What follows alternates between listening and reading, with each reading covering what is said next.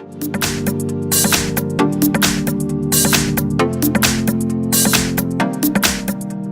I have VIVO V9 Pro, and let me show you how to insert here Nano SIM and micro SD card. So at the very beginning, let's start by pressing the power key.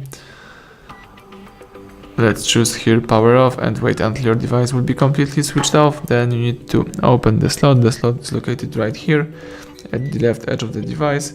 Let's simply use some thumber tag or special eject tool. Here I have the simple thumber tag and the simple paper pin. Let's just press it right here to open this slot. Now you can remove the whole thing, and here you can insert the micro SD and Nano SIM card. So let me just insert the micro SD with the characteristic edge right here and Nano SIM card.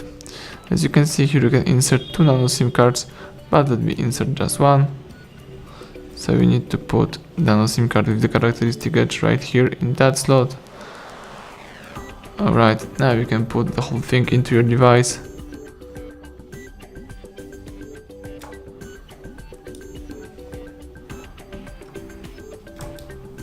And just press it to the end. Let me just prepare my...